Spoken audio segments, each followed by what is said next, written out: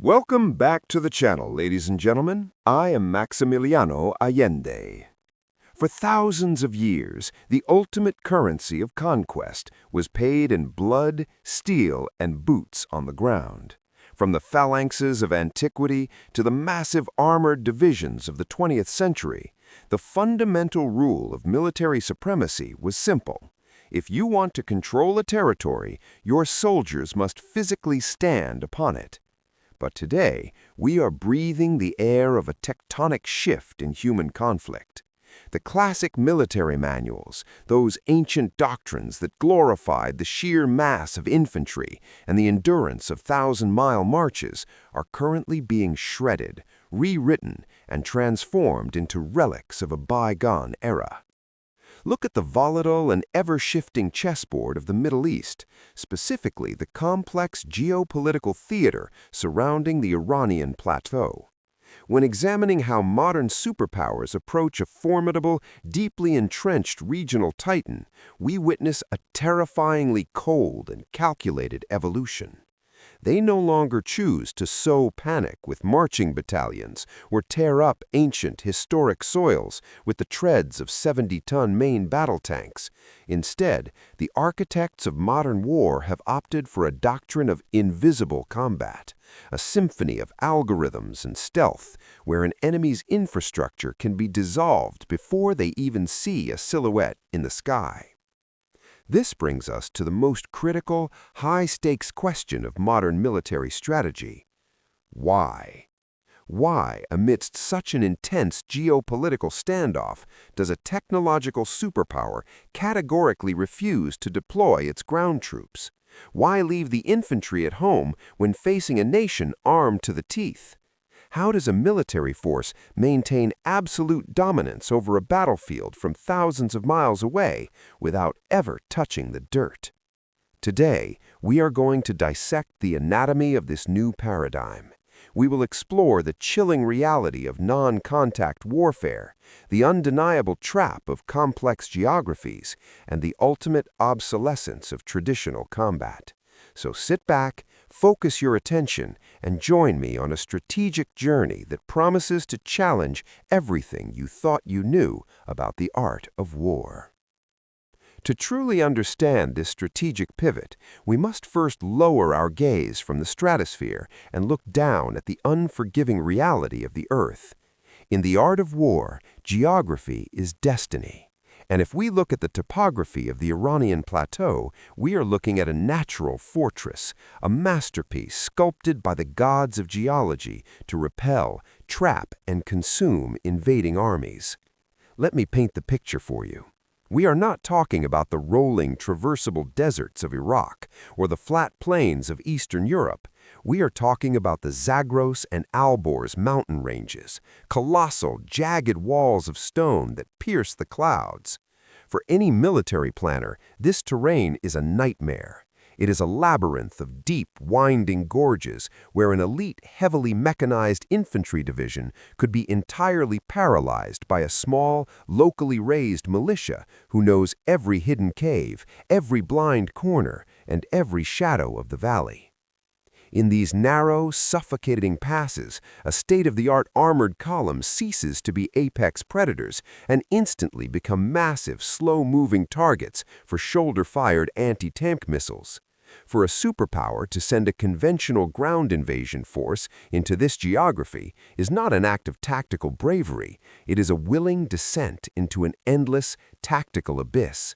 It is a strategic suicide. Furthermore, we must look at the scale. We are analyzing a sovereign landmass of over 1.6 million square kilometers, a vast, complex territory populated by tens of millions of people with a fierce and unwavering sense of national pride. The ghosts of past conflicts in Central Asia and the Middle East serve as a harsh, unhealed scar for Western military planners. To occupy such a massive and hostile territory is an impossible mathematical equation in terms of both financial hemorrhage and human casualties. The moment foreign boots touch that soil, it triggers an asymmetric war of attrition, a guerrilla nightmare where every street corner and every rocky ridge becomes a deadly ambush. But there is a second, even more daunting layer to this terrain trap, the subterranean world. The true nerve centers of such a regional power, their command bunkers and highly sensitive nuclear or military facilities, are not sitting out in the open. They are deep underground facilities, or DUFs, buried hundreds of meters beneath solid limestone and granite, fortified with specialized steel and high-tensile concrete. Why not send in elite special forces to breach them? Because the moment a soldier enters those dark, claustrophobic tunnels, every technological advantage, satellite uplinks, drone support, digital communications, is instantly neutralized. Fighting in total darkness against an entrenched enemy is the ultimate equalizer, and it guarantees catastrophic casualties. Therefore, the modern superpower chooses a profoundly different answer. Instead of paying for every meter of dark tunnel with human lives, they summon the ultimate apex of modern physics, super heavy munitions like the Massive Ordnance Penetrator, or MOP. These are 14-ton titans of steel, dropped from stealth bombers, using pure kinetic energy to punch through dozens of meters of solid mountain before detonating inside the enemy's most secure bunkers. By refusing to send the infantry, the superpower sends a much more chilling message. Do not place your faith in the thickness of your walls or the depth of your mountains. In our era, there is no sanctuary from the math of gravity and the precision of a laser. Let us now leave the burning rocks and shattered subterranean bunkers behind and cast our eyes toward the sea. The maritime theater, specifically the narrow, suffocating choke points of the Middle East, presents an entirely different, yet equally lethal strategic puzzle. If a superpower is so confident in its technological supremacy, why not simply sail a colossal carrier strike group right up to the enemy's shores, lock down the Gulf, and deploy the Marines to secure the vital ports? To answer this, we must objectively acknowledge the sheer tactical brilliance of the adversary. Regional powers facing a global hegemon do not build massive destroyers to fight a symmetrical head-to-head naval war. That would be a fool's errand. Instead, they have mastered a terrifying martial art of the sea, asymmetric swarm warfare. Picture this. Hidden within thousands of coastal caves, inlets, and rocky archipelagos lie hundreds of highly maneuverable fast attack crafts. These are not standard patrol boats. They are stripped-down, high-speed predators armed with advanced anti-ship cruise missiles, heavy torpedoes, and naval mines. The moment a multi-billion-dollar expeditionary fleet enters the claustrophobic confines of a narrow strait, the advantage of long-range radar is severely bottlenecked. The swarm activates. Like a hive of disturbed wasps, they attack from every conceivable vector, using sheer overwhelming numbers to bleed a superior enemy dry. A massive aircraft carrier, majestic in the open ocean, suddenly becomes a lumbering, vulnerable Goliath in a shallow bathtub. And if a superpower were to attempt an amphibious landing under these conditions, it would walk right into a meat grinder. Supplying an expeditionary force across thousands of miles of hostile water, surrounded by a population ready to wage a relentless guerrilla war, is a logistical death sentence. Understanding this, the strategic minds in the Pentagon or any modern command center flatly refuse to play this game of maritime gladiator. They do not send men to fight machines, they send algorithms to dismantle the swarm. Welcome to the ultimate showroom of 5.0 warfare. Instead of risking sailors and Marines, the attacking force deploys a phantom fleet of the sky. We are talking about autonomous, AI-driven loitering munitions, suicide drone swarms that communicate with one another in real time. They fly low, hugging the crest of the waves, autonomously hunting down enemy missile batteries and fast attack boats before human operators even realize they are under attack. Simultaneously, ultra-precise ballistic missiles, fired from hundreds of miles inland, bypass traditional air defense grids with erratic, hypersonic trajectories. The battle is won not by the side with the most ships, but by the side that processes data the fastest. By refusing to engage in close-quarters naval combat, the superpower paralyzes the enemy's coastal defenses without a single sailor shedding a drop of blood. It is a chilling demonstration to the rest of the world. Mass and numbers are entirely irrelevant when your adversary operates at the speed of light. To truly comprehend the magnitude of this military evolution, we must place this surgical, high-tech theater on the geopolitical scales and weigh it against another bleeding wound of our era. When we compare the non-contact warfare of the Middle East to the grinding conflicts currently tearing through Eastern Europe, the contrast is absolutely bone-chilling. It is as if we are watching two different centuries clashing on the same planet. On one side, you have the brutal, mud-soaked wrestling match of heavyweight fighters. On the other, the invisible, precise incisions of a master surgeon. Look at the battlefields of the East. There, the world is witnessing a tragic, textbook war of attrition that echoes the darkest days of the 20th century. The infantryman is still the primary pawn on the chessboard, but he is the pawn that suffers the most profound tragedy. Soldiers are forced to live, fight, and die in flooded, freezing trenches, fighting for months over a few meters of shattered concrete and scorched earth. Artillery barrages fire tens of thousands of shells a day just to flatten a single tree line. Columns of mechanized armor become steel coffins picked off by cheap commercial drones. It is a slow, manual, grueling slaughter where the ultimate measure of success is written in the blood of the infantry. Now pivot back to the surgical strikes of the modern technological superpower.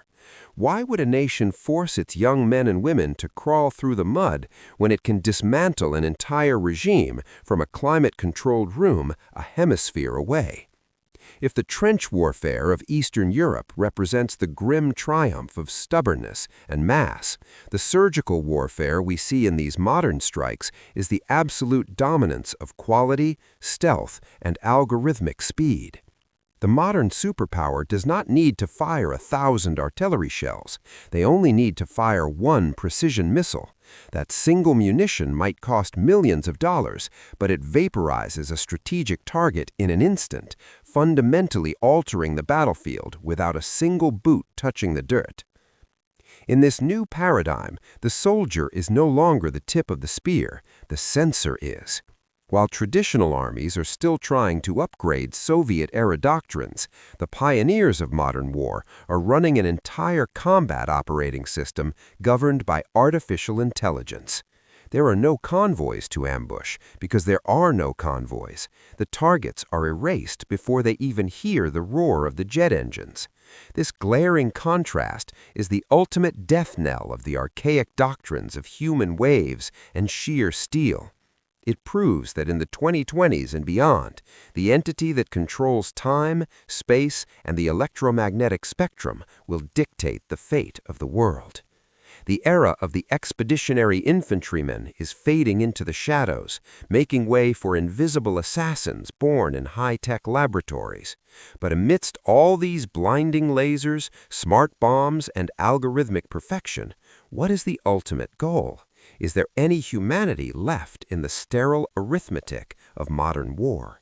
After piercing through the stratosphere, shattering subterranean fortresses, and neutralizing maritime swarms with the cold logic of algorithms, we arrive at the absolute core of our journey. We must pause and ask the ultimate question. Beyond the blinding flashes of laser-guided munitions and the roar of stealth bombers, what is the grand strategy behind all of this?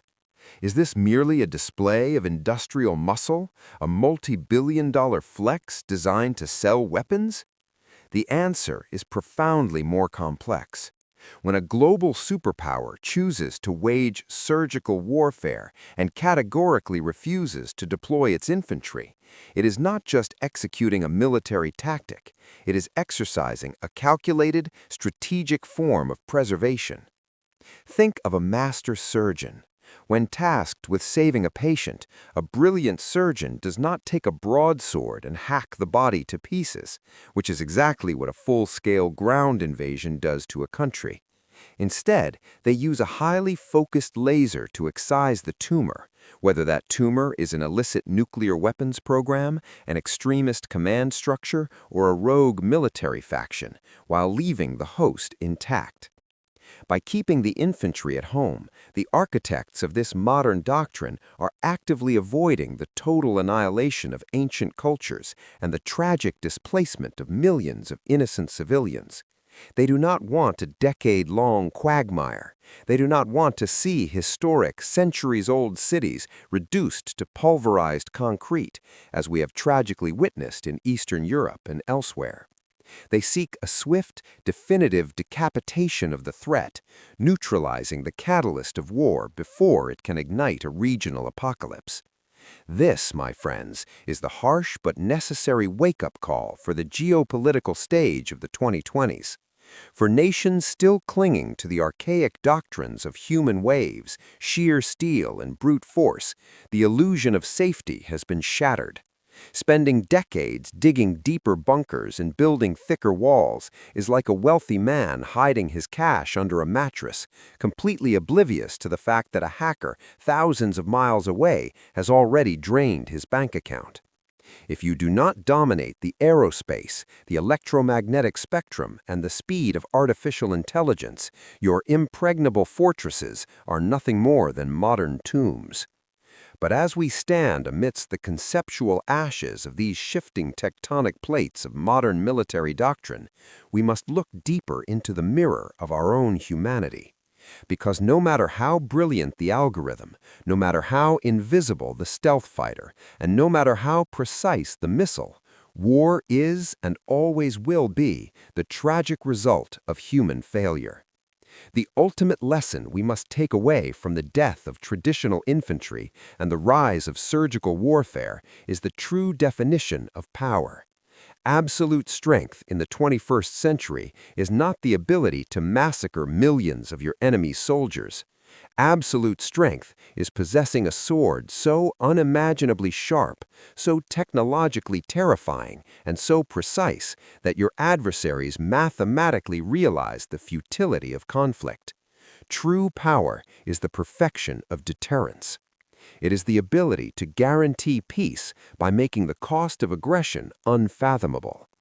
We study the art of war not because we crave destruction, but because understanding the evolution of conflict is the only way to safeguard the fragile peace of our future. When the weapons of the modern age become this absolute, the responsibility of those who wield them becomes infinitely heavier. I am Maximiliano Allende. If this deep dive into the shifting tectonic plates of modern military doctrine has challenged your perspective and opened your eyes to the realities of our changing world, do not forget to hit the like button and subscribe to the channel. Stay curious, stay vigilant, and most importantly, never lose your profound appreciation for peace. Until our next strategic journey, thank you for watching, and I will see you on the next battlefield of ideas.